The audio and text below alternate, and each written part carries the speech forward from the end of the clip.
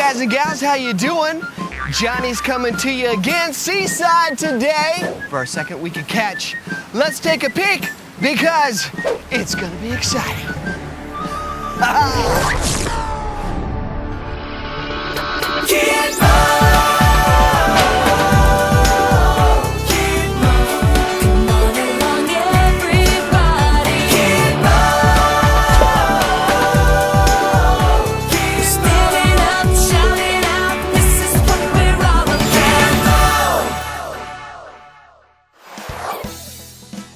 Go ahead, worms, do your thing.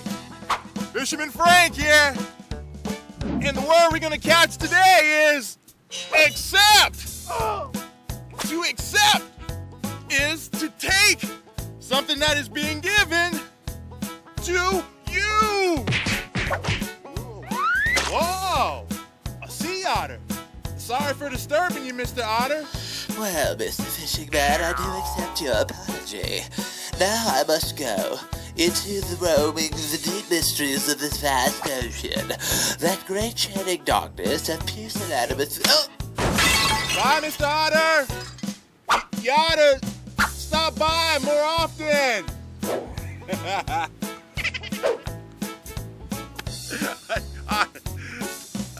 I'll stop. I remember when we talked about a guy named Peter. Well done, Peter, well done! Who was catching people for God. And the church had started, and it was growing and growing. So that brings us to our story today.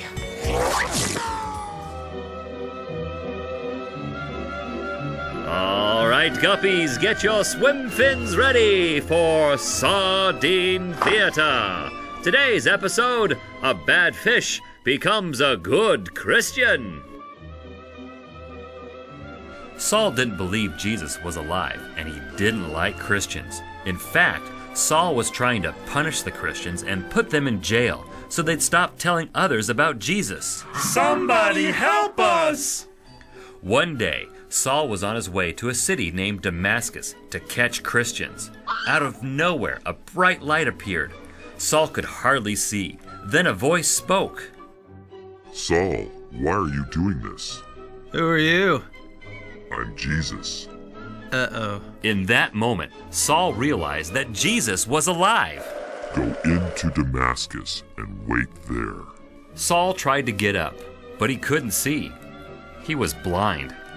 Saul's friends helped him into the city where he waited for 3 days. I'm sure Saul had a lot to think about. Then, God spoke to a Christian in Damascus named Ananias. Ananias, go to the house where Saul is. Pray for him. I have chosen him for a special world-changing mission. Ananias prayed for Saul, and something like scales fell from his eyes, and he could see again. Saul was baptized to show everyone that he now believed in Jesus and would follow him. Instead of catching Christians, he was now catching unbelievers for Jesus. You know what? I think that is great that Saul went through all that change. Change? Son, I think you should think about changing your socks. I'm catching a whiff of sardines and monkey sweat. Oh, man! You should never, ever trust a monkey to do your laundry! Learn it!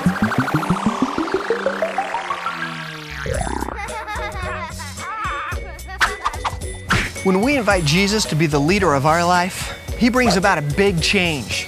He doesn't change the way we look. He brings about a change from the inside out.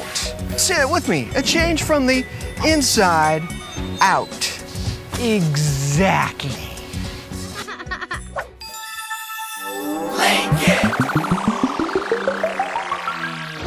Hey, there's Billy. Billy is standing in a garage. Therefore, Billy must be a car. I don't think so. Billy is standing in a park. Therefore, Billy must be a tree. I don't think so.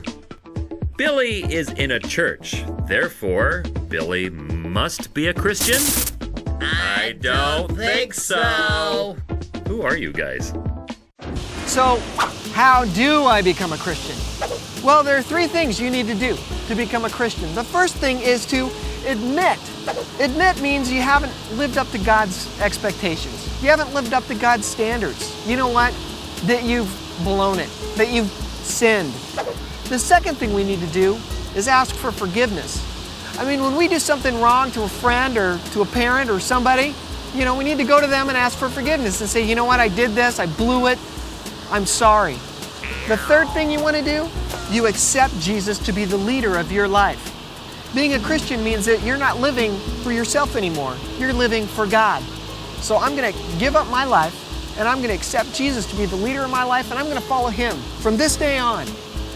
Admit you haven't lived up to God's standards, ask God for forgiveness, and accept Jesus to be the leader of your life. Folks, that's how you take 3 steps to become a Christian. Live it! Your mission this week is to pray every day that God would show His love in you and through you. So pray, God, will you show my friends your love through my life? Flow through me. That's what it's all about. And I like the sound of that. Turn to the person next to you and say, I like the sound of that. Compass point! All right, class, it's snack time. Polly, you want a cracker? I'm on a low-carb diet. Why don't you go ahead and go cast the net and catch something? All right, you go. Well, mates, this little wonder's called a telescope. Now, a telescope shows where people are, whether they're near or far. I'm far! Right! Some people are kind of close to knowing Jesus, and other people are, well, they're pretty far from it. Yeah, anyway, wherever they are, we need to accept them right where they are. And that's today's compass point. Whether they're near or far, accept people where they are. Say it with me. Here we go. Whether they're near or far, accept people where they are. You can't expect someone who's not a pirate to act like a pirate. The same way you can't expect someone who's not a Christian to act like a Christian. Now, when you accept someone where they are, you're showing God's love to them.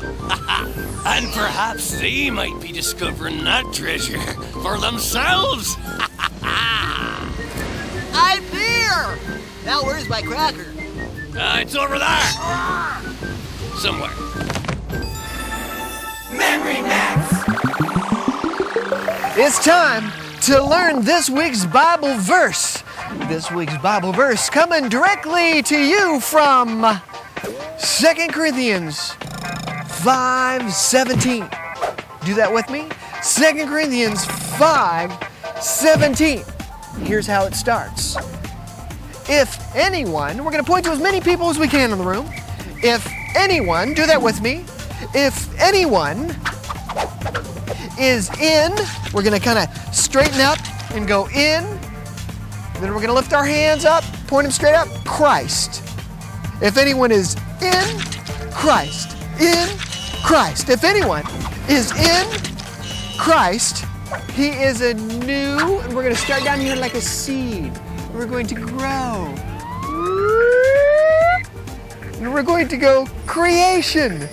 Woo! Do it with me. Here we go.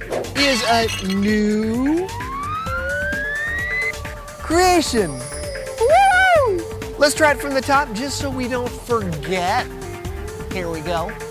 If anyone is in Christ, he is a new creation. Woo! The old is gone. We're going to take the old, we're going to send it that way. The old is gone. The new has come. And that's it. That's the end of the verse. Let's do it all together from the top. Everybody stand up, do it with me. If anyone is in Christ, he is a new creation. Woo! The old is gone. The new has come. You know, that verse is a great verse because it talks about when we accept Jesus to be the leader of our life, a big change happens. It happened in Saul's life. It can happen in your life. The old is gone. The new has come. That's what that Bible verse is talking about. Good job, everybody. Pat someone next to you and say, good job, friend. Oh. Clams, clamtastically yummy clams. I respect clams. Did you know that when you accept and respect people who are not Christian, then you get a chance to encourage them to accept Jesus? People just don't listen to you if you don't accept and respect them first. I know I don't. If you are like, clam lovers are filthy and uncool, then I would say, well, I am absolutely gobsmacked at such boogdoggery ballyhoo. I won't hear you. I won't hear a word you say. Swim away, potato man, swim away.